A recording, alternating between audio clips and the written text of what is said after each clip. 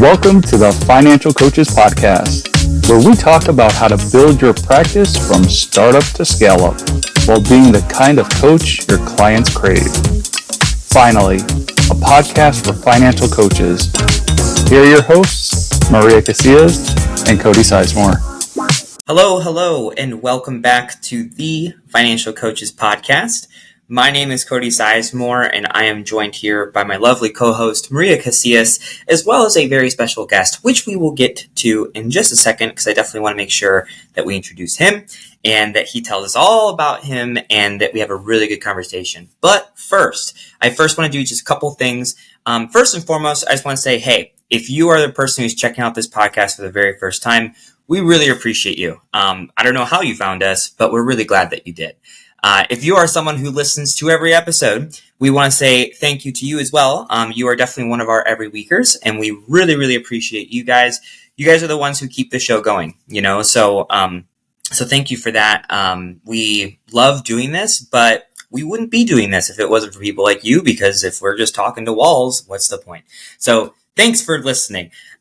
Even beyond that, there's another opportunity for us to get connected aside from just you guys listening to us talk all the time. You can just hop into our Facebook group, which is called The Financial Coaches Community by New Money Habits. It's free to join. It's a growing community there too. And a lot of the stuff that we get to talk about on this show actually does come from that group, whether it be people asking questions, people, reaching out to us directly who were in the group initially, all those different types of things. And there's a lot of opportunities for us to connect, learn, grow, and support each other as well. So make sure you hop into that as well. Again, it's called The Financial Coaches Community by New Money Habits. So with that being said, I'm going to go ahead and welcome in our very special guest today. He is the man, the myth, the legend. His name is Teddy Nguyen, and he's a financial coach as well. And he has a pretty interesting take on a lot of things, specializes in some things as well.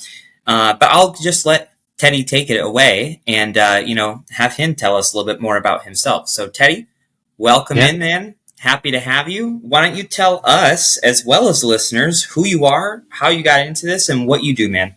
Yeah, I appreciate y'all the honor to even be on this podcast. Like, I've been listening to y'all probably the last 4 or 5 months, and to be here, be able to add value. Super grateful for the opportunity. So, yeah, hello everyone, hello listeners.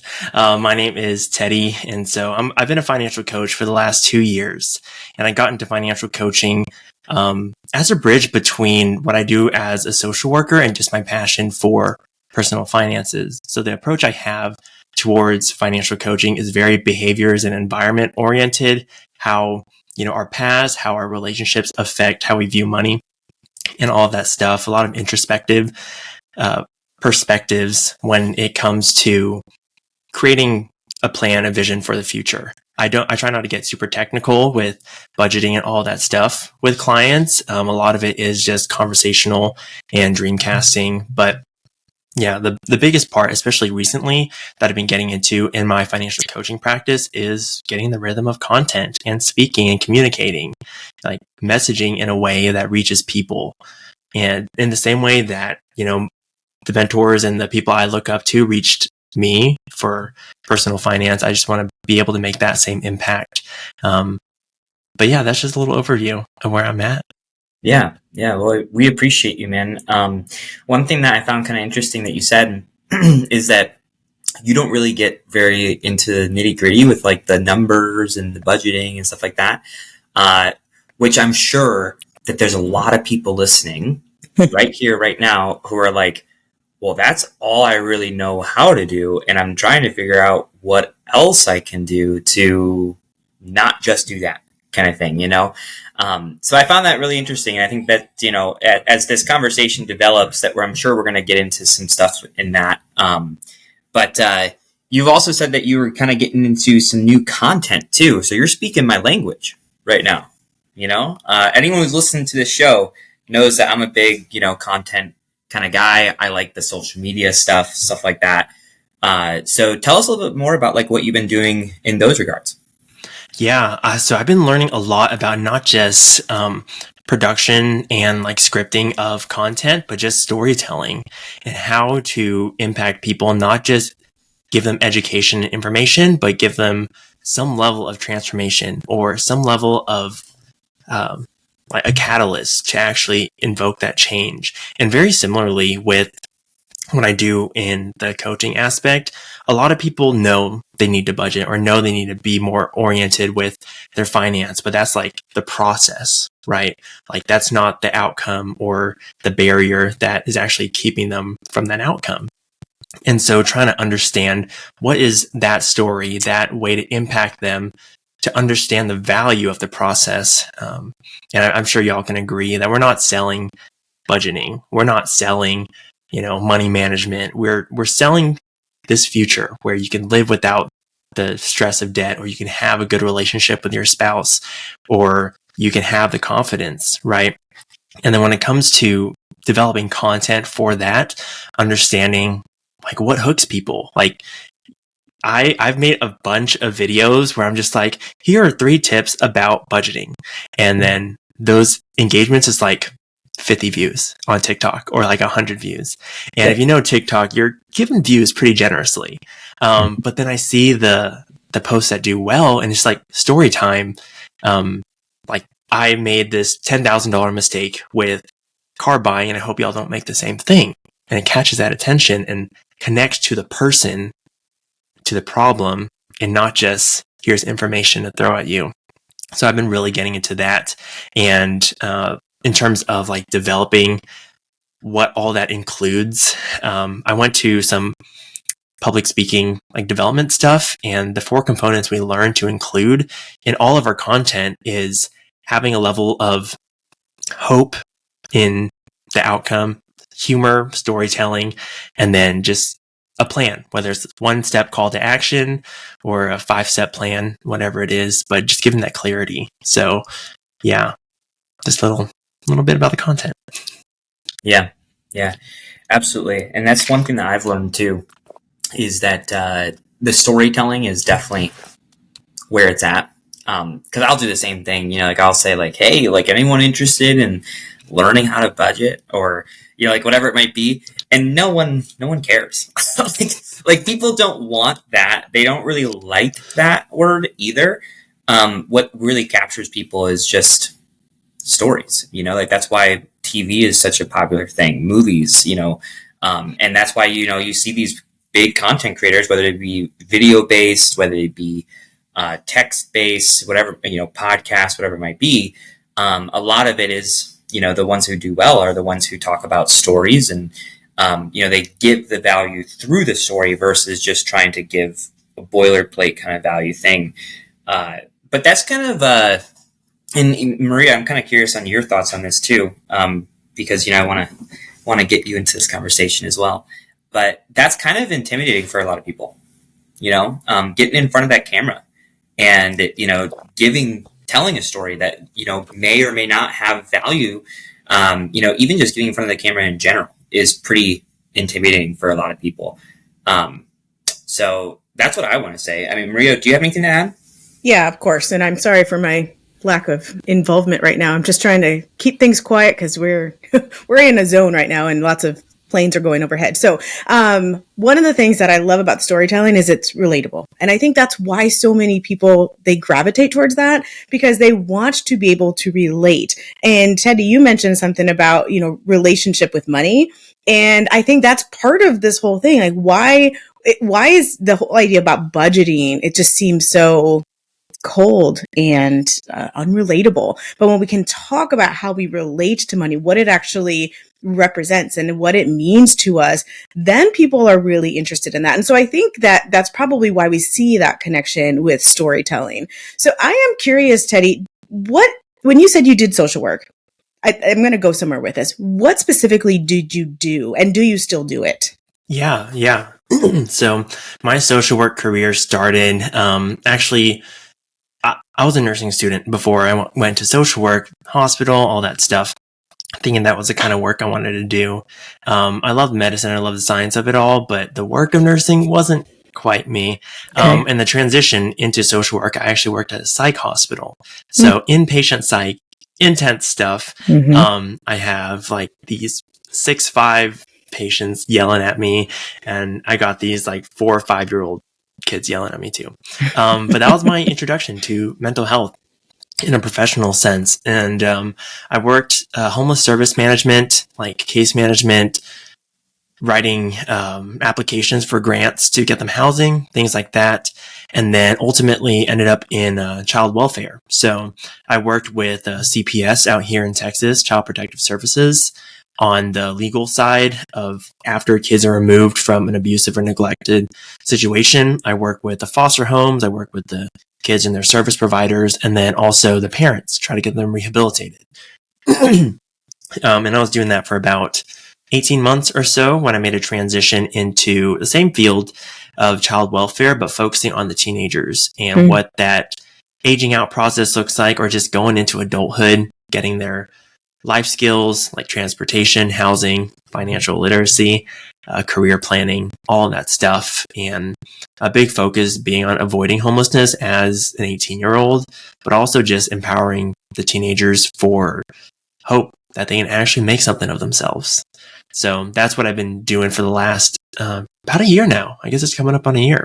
Oh, so you've really seen the other side of what happens when we're not financially literate or we have not been taught these good money habits. Yeah, and I actually see it a lot with my coworkers. So not just clients too, but it's become a very apparent conversation. Oh, we're all social workers. We're going to be broke. We're not going to buy a house. And so being able to speak life in the workplace is great. And Where do you think some of that messaging comes from? I think it's a mix of quite a few things. Like, I think we understand the dynamic and normal American culture of inflation is going to ruin us. Just these big pieces that are moving the economy and whatever that we don't have control over. And I think it's this, I'm sure you're aware, like this locus of control, of this external locus of control, that all my circumstances and stuff is impacted by external things instead of internal. And that's the hardest part, right? Looking in the mirror and being like, oh, shoot, that's me. I'm the problem. And especially like in social work, we do work with a lot of systems, right? We're working with agencies, grants, and all these things. And even us as social workers, we're trying to, not trying to, in a lot of areas that we are coming in with the money, with the solution for these people. But there's also a healthy balance of empowering our clients for change. And it's this weird mix that sometimes we get caught in, that helplessness side of being like, we just need to wait for something else to change for us. But actually with social work, there is a good amount of that self-empowerment of, I can do this. Like, but it's just understanding, how to bring that hope into the workplace or whatever, can be challenging sometimes. Yeah. And then, like you said, if you're oftentimes coming to the rescue, it can be very easy to adopt that thinking yourself and go, well, someone's just going to come and rescue me. And if they don't, because oftentimes they won't, then it can become very hopeless for people. So I think, bring it back to the storytelling, that's actually why something like, I made this $10,000 mistake when buying a car, and I hope you don't do the same thing. It then shifts that locus of control internally for them. They can then say, oh, well, somebody else did this. He didn't get rescued. He learned from that mistake and now is forwarding that information on to me. And now I can do that as well. So I think that actually brings hope to people like me who are much older than you, to go, okay, well, the young generation is wanting to take back control of their own lives and be able to, do differently. Yeah, absolutely. And I mean, even myself, right, coming into all things financial coaching, holding a lot of limiting beliefs about my own age group, right?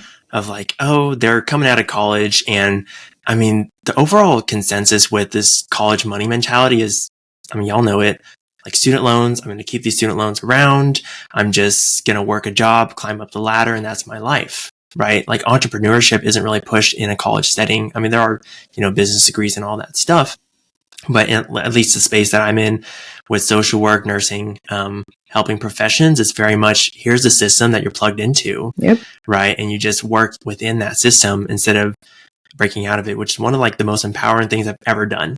Like no business background, no nothing. But when I learned that you can just reach people and help them and they'll pay you for it. Like, mind blown for you, huh?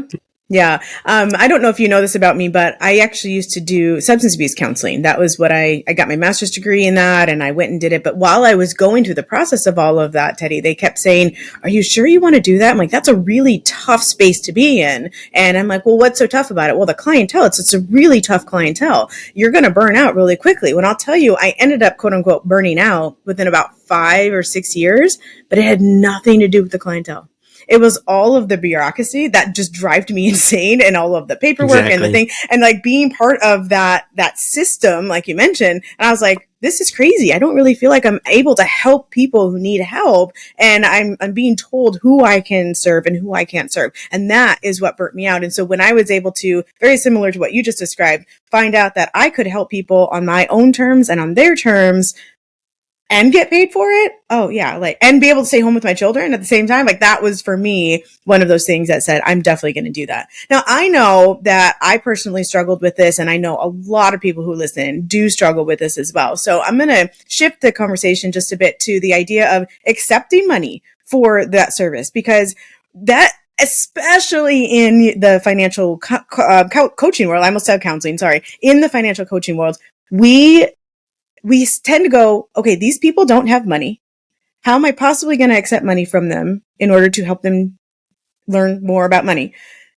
But as I hear your story, Teddy, I'm like, oh man, he's got a whole nother layer on this, because he's been taught to kind of be the rescuer for a little bit at no charge while empowering somebody. And now we are trying to empower them, but also charge them to do so. So tell me, if you will, what has that had any effect on you? Am I making mountains out of molehills that aren't even there? Just tell us a little bit about that. Yeah, so that was one of the biggest hurdles I encountered. So I started coaching and just offered free coaching to everyone, right? People who are struggling with money, they can't afford help with money. At least that's what I thought.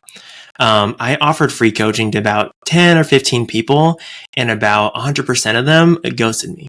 And I'm like, what is this? Like, I'm offering this valuable service for free, but no one's using it. And I realized as I'm talking to coaches, they're like, Teddy, like, yeah, the service you're valuing is great, but you yourself are not valuing it either. Like, how can you expect your clients to know the value of this if you're just handing it out? If it's just, and it really got me reflecting. I'm like, okay, I know we charge for counseling. I know we charge for all these services that add value to people's lives. How do I do that when people are hurting with their finances? And it really got me thinking. And then it clicked whenever I invested in my own business coaching, of like, I never would have thought I put this much money towards myself, because my excuse whenever I don't want to buy something is I can't afford it, or let me ask my wife, or just your typical money objections, right? And then the sales guy was just really great in terms of like helping me uncover my own self BS. I hope I could say that on this podcast, but of just being like, okay, but like, Teddy, like what is the outcome you really want, and what are you willing to give up for that, right? You say you don't have the money, but how much are you spending on eating out? How much are you spending on these subscriptions you don't even know you have? Like, if you got in a car wreck and you needed $1,000, what will you do to get that money? And is this pain that you're experiencing enough to go find that money or to make it work? And it really challenged me, because I had to, like, it clicked when I became the client, where I was using the money objection and knew on paper I can get the money. And that's for a lot of people, unless you're like in poverty, you're just like evicted, homeless, whatever. Like, there are so many opportunities to find and get the money or use your resources to get a leg up, that with a little bit of creativity and teamwork and just like searching for those opportunities, like, you can afford it, right? One of the clients I first worked with, and this was the first time I charged like a higher ticket than usual for coaching. And I hope y'all are comfortable with me sharing the numbers, because I think the pricing transparency is really valuable for me. I share numbers all the time, so you're good, man. Yeah. So like, I was talking to this client, I'm like, yeah, it's going to cost $2,100 to work with me for 3 months. And they were like, I don't have $2,100. And if I did, why would I spend it on coaching if I could just put $2,100 towards my debt? And I was like, you can't do that, but tell me why you haven't, right? If you put it towards your debt, what actually changes? You changed 1-2 digits on there, on this mountain of $160,000 of debt. But what if that $2,100 can give you the tools, the mindset, all that stuff you need to pay off the other $158,000 you have? And understanding like the value of coaching far exceeds the cost. Like, that's the biggest thing. Becoming the client to overcome my own objections, help me better understand when I'm offering this service to someone. Like, I need to value this so that they can also value it. And yeah, the best clients I've had are the ones who put the money there, right? They like made the changes because they took it seriously. And that's why whenever I offered free coaching, no one took it seriously. And even like for the group coaching, like even if it's $50 a month, something, right? That there was enough buy-in that they kept showing up for themselves and they kept going through. And I don't know how many of your coaches in your audience lead FPU, but I mean, FPU has some level of buy-in so people actually see it through. I mean, there's still a good amount of drop-off because it's only $80. But yeah, this idea of learning how to value us and have confidence in that was one of the biggest breakthroughs I had in actually assuming this identity of a confident coach who can help transform people's lives.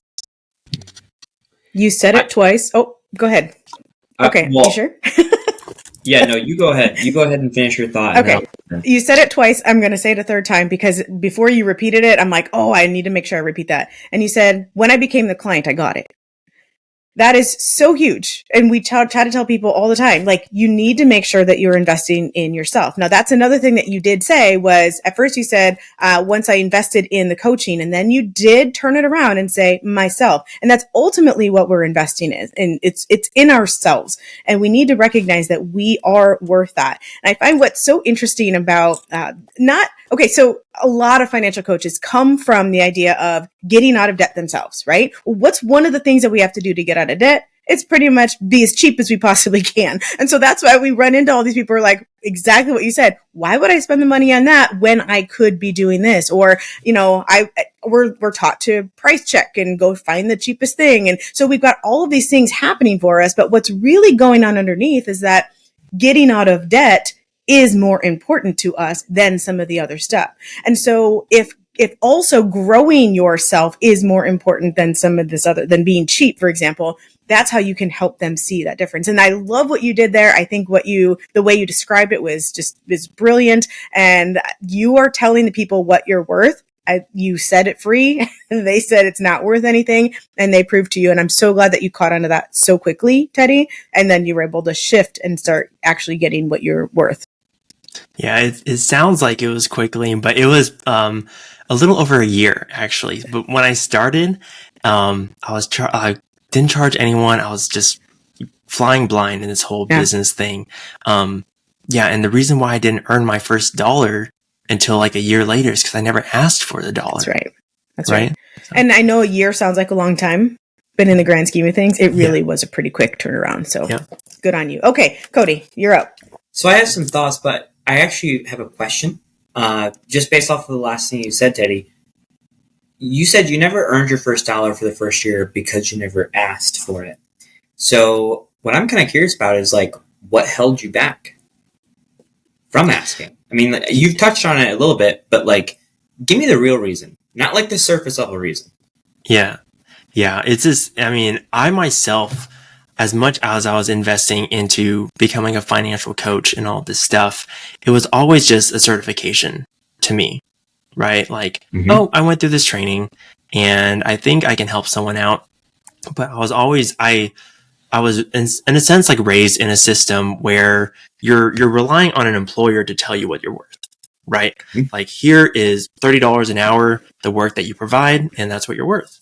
I've never really even considered like I have to name my own price and name my own worth. And I guess my default was I'm just not going to charge. I want to just reach people and that's like what I do, social work. Out like working homeless services, give away all the free food, give away housing vouchers and all this stuff. Like just give, and not really understanding the value of asking, the dignity that comes with that. But like when it comes to my own identity in coaching, in the value, there was a part of me that was like, am I even doing the right thing? Right? Like, can I actually make this impact?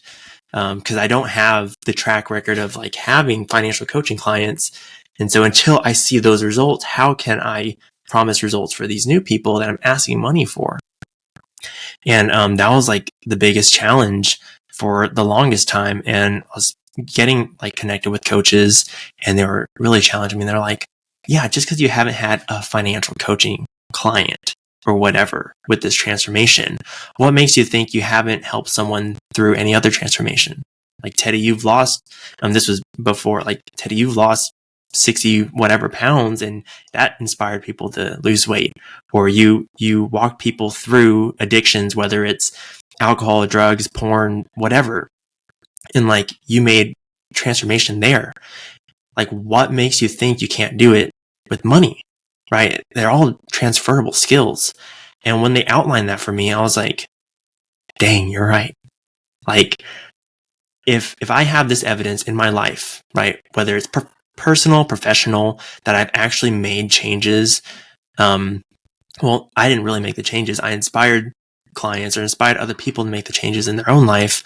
Like, why should I have a lack of confidence when if I could just do it through the language of money? And yeah, a lot of identity work, which sounds super like woo woo to me. I've never been one for like positive affirmations and like speaking words, but it's just like understanding those barriers for myself and those insecurities, and really just putting myself out there, doing the uncomfortable action of saying, I am a financial coach and I know how to help you. Slowly building that confidence over time to be like, now I myself value the work now. Like, I like getting help from a financial coach myself, or a business coach, or a weight loss coach. I experientially understand the value now. And so it gave me so much more confidence to charge and then increase my pricing. So, yeah. Mm-hmm. Yeah.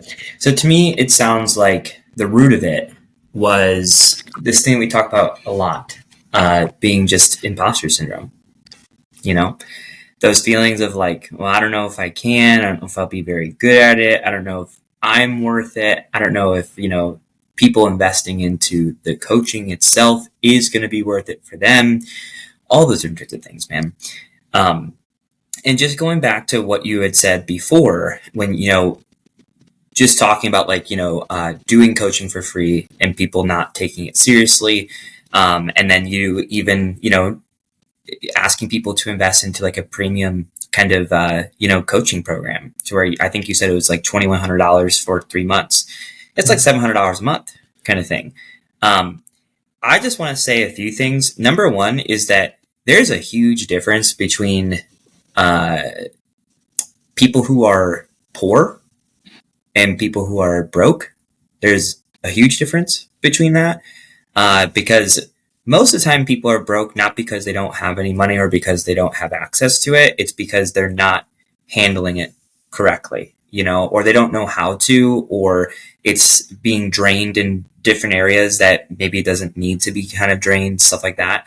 So people can find that. And that argument that people would say that you brought up about like, well, why shouldn't I just take this money and put it towards my debt? Right? I've heard that so many times, right? And I love how you kind of like push back in that kind of example, whether it be a true example or just an example in general, to where you say, well, why haven't you done it yet? Kind of thing. That's a really, really good argument there, because, it kind of challenges them. But at the same time too, it's also like, well, why not just take the whole enchilada? I mean, instead of 2,100, why don't you just file for bankruptcy? I mean, like, that would just solve the problem, right? No, it wouldn't. And deep down it wouldn't. And that's why you haven't done it yet, right? Because there is none of this like, quick fix kind of thing. there's work that needs to be done, and there's a reason why you haven't done the bankruptcy. It's because you know that even if you were to do it and you were to get that clean slate, that you're probably going to find yourself back in the situation again. So if you know that with like a clean slate reset, why would it be any different with $2,100? Why would it be any different? Because you know that there's a missing piece. You know that you haven't figured it out, and you know that you need help to figure it out. And that's where the coaching comes into play, right? And I'm just saying that because like, I'm right there with you. When I first started, I started coaching for free. And then I was charging like $100 a month kind of thing. And even with that $100, like there is some buy-in, but it's not like a ton of buy-in. They still weren't taking it super seriously. They weren't getting the best results. It wasn't until I started charging, $3,000, $4,000, $5,000 packages that people really started to see results. And they were very thankful for it to the fact that I offer a guarantee as well. No one's asked for it back. No one, because they've gotten so much value from it, not only within their finances, but for themselves, right? And for someone to invest into themselves, that is what actually matters, because that's the number one most valuable asset that anyone can invest in. It's better than any sort of stock portfolio. It's better than any sort of property that you can make. It's better than any form of crypto that's out there. It is you, right? And that's the most important and most valuable asset that someone can invest into. But I think that the big thing that really stood out to me is that with every layer of your journey, whether it be you investing into yourself for your own coaching, whether it be for you taking that next step to start charging in general, whether it be for you to take the next step from there and start charging a premium kind of coaching package. All of those situations were situations where you, as Maria loves to say, is to stretch your comfort zone. And because of that, you've become better. You yourself have become better. Your life has become better. Your coaching practice has become better. And then you're also encouraging your clients or your prospects to then follow suit and do the same for themselves, because you also want to see them do better for themselves as well. And that's what it really comes down to. Like, if we're not challenging our prospects, if we're not challenging even our clients that have signed up and worked with us to stretch their comfort zone, then it's like, what are we doing? Because that's where growth comes from. Growth requires pain. That's why it's called growing pains, So I really, really love all of that. And I think that it was just important to point that out, that like everything that's worth fighting for and everything that's worth having comes at some sort of cost. But it's about overcoming that cost and seeing the value so that you can get past that cost, if that makes sense. Yeah, it absolutely does. And so I actually have, I guess, 3 little stories about kind of that, growing pains or stepping out of the comfort to invoke kind of that change.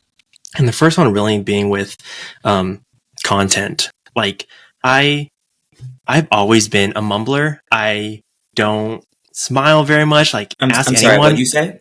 Like, I'm just kidding. Yeah, like I would just like have this facial expression that just looks like intimidating, and it took a lot to like feel comfortable being on camera, listening to my own voice.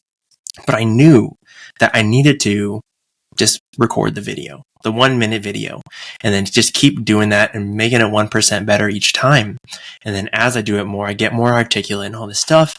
And then months later, someone comes up, like, Teddy, you're such a natural on camera. I'm like, yeah. Absolutely not. Like, all this energy, all this like articulating and cutting out these filler words, like that didn't just happen. It was like 100 embarrassing videos later. Right. And then making that uncomfortable step every single time. I would even record videos that were purposely unflattering. My hair is messed up. Like, the camera is right here at my chin, so my head looks like an egg. Like, different things like that. Like 300 TikToks later, 100 YouTube videos later, it seems like it was an overnight thing, right? But I'm so grateful that I took those continual steps in that discomfort. But actually, one of the really interesting stories I wanted to share, and I hope this really challenges y'all out there who are charging for coaching, but are just facing this barrier for increasing your pricing. So initially I was charging like $300 a month for coaching on a biweekly basis. So it ends up being about $150 per session. And then I had this one consult and they were like, I kind of want something more involved, more support and all this stuff. And I was going through some pricing changes. I was like, let me increase my pricing. And they asked, how much is the program? And I'm like, okay, let me grab my paper real quick. So I gave you the right numbers. And I look at the number. I'm like, that seems a little high. It said 2,800. I was like, I don't know if I said 2,800, but I'll just ask 2,100. They're like, okay, we'll think about it. And they come back later like, okay, when can we get started? And after that call, I looked back and I misquoted them, actually. I quoted them about, I think it was like $800 or $900 higher than what I meant to quote them. And it was an easy yes. And I realized in that moment that like, I'm putting these limits on what people can afford or how people value this totally based on nothing, just my own thoughts. And that moment I was like, people value this and they'll pay for it. $700, $800 a month or whatever it is, whatever that looks like for your coaching package. Like I'm not the one that determines the value of this. Like the clients are. And if I find a price that is well below that value and they accept it, great. It gives me an opportunity to work with them. And then the next client that comes, challenge myself. You know, if they saw so much value in it, that $2,100 package was a fairly easy yes. After overcoming some objections, then like, let's push it. Let's try 2,400. Let's try longer commitments. Let's try all these other things. And, yeah, I've said it's an accident, but it's no accident, right? There's some level of divine intervention of just being like, Teddy, I'm pushing you outside your comfort zone, whether you like it or not. And you're asking for the number now and you got a yes. And that was like a really powerful story. But the last of the three stories, when it comes to this, learning to embrace these challenges and uncomfortable actions. So I love all things Dave Ramsey. Y'all can see this little Dave Ramsey shrine behind me. Got a mug, book, and a little bottle of alcohol, which actually will tie into the story. About April or so, I saw an FPU coordinator group. They were looking for Ramsey personalities, people to apply. And I thought, wouldn't it be funny if I applied? And I sat on that for a while. And about a month goes by. I'm like, what's the worst that can happen? They'll say no, and I'll move on with my life. I submit the application. About a couple of weeks later, they're like, hey, can you send this 2-minute recording, essentially like a video interview? I'm like, they probably do that for everyone, right? I send that in, and then a couple of weeks later, they're like, hey, let's get on a call. I'd love to tell you a little bit more about the position and just learn about you. And it was like a 30-minute call that ended up going 45 minutes. And they were like, we have this event in September. We'd love for you to come as part of the next stages of just the vetting process, and you'll get value from it. I'm like, oh my goodness. Ramsey Solutions is inviting me out there for this event.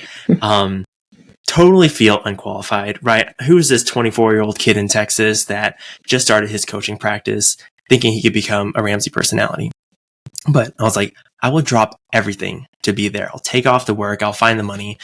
Funny story, actually, to save money on that trip, I slept in the airport for 2 of the 3 nights because I had a late flight and an early flight out. But anyways, like I go there, I'm prepping for our 3-minute speech and thinking like, who am I in this room of very qualified speakers, people who've been speaking for 20 years, people who have very established social media platforms and all this stuff. And one of the coaches there, I don't know if y'all have had Jesse Ernst on the podcast. I think that'd be really great if you have him on, but he was just really encouraging. He was like, hey man, don't put so much pressure on yourself. You're just here to serve. I'm like, okay, I'm here to serve, I'm here to grow. And I just did my speech. And then we voted, like just out of fun, voted. So we had first place, second place, and 3 people tied for third place for our 3-minute speeches. And I was one of the 3 that tied for third. And what that told me was that everyone had 1 vote for the best speech. And to be tied for third meant at least 2 people picked me as their top choice. I was like, I'm still getting shivers thinking about that. Like how at all was I qualified to do that? Right? And then that weight of like, I did the action, I did the prep and all this stuff. And that's actually how I won that little bottle of alcohol. And it's just crazy what opportunities opened up as a result of that one decision to submit the application, right? So to encourage the coach out there that's like, it really is, it could just be one decision that just changes the trajectory of your business, right? I'll say it probably wasn't even that decision, Teddy. It was probably the decision to turn on the camera in the first place. Yeah. Because without having had that layered practice of the 100 and some videos with your hair a mess and mumbling through those videos, you never would have taken the opportunity to send in that application. And so it started far before that decision. Yeah. I like that you connect the dots there because, I mean, I'm like talking through it and I didn't even connect the dots. So here I am learning live on the call. One thing before we wrap up, I like to talk about values, not just value, but our actual values. And not within those three. I mean, it showed up again within those three stories, but even prior to that, you were talking about the way that you charge people, and we were also talking about imposter syndrome. But two values jumped out for me, and I just want to point those out to our listeners because I think they say a lot about you, Teddy. And I also think that they probably will resonate with our listeners. And those two values are dignity and integrity. I'm going to start with the second by saying that I know that Cody picked up on the imposter syndrome part. I'd just like to throw a positive spin onto there and say that part of the reason that you were not ready to charge is because you want to be in integrity and you didn't believe that you had the proper certification, the experience, all of that stuff. Now, thankfully, you found out that you absolutely did. And I love how you said that you just had to put it in the language of money because all of those experiences that you had definitely were applicable and you just had to switch up that language a little bit. So I just want to say thank you for being so worried about being in integrity. It's really interesting to me how many people are not concerned about that value. And so I just want to point that out. The other one is dignity. You mentioned dignity. I admittedly, since it's been several minutes now, don't remember what the exact context was, but I do remember saying it wasn't, you didn't say dignity for them, but that's what I want to point out, that when you charge them, it gives them the opportunity to recognize their own dignity. And I think so many times we take that away from our clients or our potential clients, not intentionally. It's almost like at a subconscious level, but we're telling them, you can't do this, you can't afford this. And I think what you said was that you were setting the limits on them on accident. And when we do that, it takes away from their dignity. So I just wanted to point those two things out. I appreciate you letting me go back a little bit to do that. Yeah. And that dignity aspect, like, if you really think about it, no one likes having a handout. Like that level of humility and weakness that we feel, like, I mean, like once my wife and I were sick and then, one of our friends at church, they drove over a pot of chili for us. And I felt so guilty. Y'all, I suck at receiving gifts, but just that level of like weakness and accepting that is hard. Yeah. And to do that for our clients, to be like, here's a handout for you. It is hard to accept, right? But that dignity of just being able to like put the ball in their court and allow them to choose, I need this for myself and I can do this. Like it's so powerful. And, like kind of the theme, like becoming the client, like I had to do that myself. I've tried all the free stuff for business, for weight loss, for, money stuff. Yeah. And thinking like I'm getting a deal or whatever and just waiting for free solutions to come to me. Right. But it was when I was at my breaking point where I'm like, I need help and I know these people can help me. And I know I wouldn't have taken the business coaching, financial coaching, or weight loss coaching seriously unless I put some serious like intention behind it. For some people, it may not be cash. Like I know some coaches want to do ministry out of this, perfectly fine.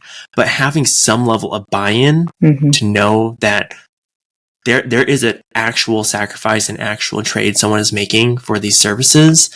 And when they value that, man, the transformations are incredible. Amen to that. Absolutely. Awesome. Well, Teddy, Really appreciate you coming on today and having this conversation. It was definitely one that I feel, number one, was just very valuable, but I also think that it's important for people to hear this, because especially newer coaches, or even coaches who have been coaching for a year or two, and they're kind of maybe even undercharging themselves, or they maybe it has nothing to do with what they're charging. Maybe they're just kind of stuck in one lane with their coaching, and they're thinking about going another direction or adding in a new thing, but they're kind of afraid to do that. I think that it's good that we have this conversation. Because I think that a lot of people are going to take something from this, whether it be to start charging, whether it be to raise their level of investment, or whether it be to incorporate a new element to their coaching that they think could be valuable to their clients, but they are just afraid to do that. I think that it's really, really important. So I just want to say thank you to you today for coming on and sharing some wisdom through your story. And we'd love to do it again with you sometime. And I just want to say thank you. So yeah, I so appreciate the opportunity.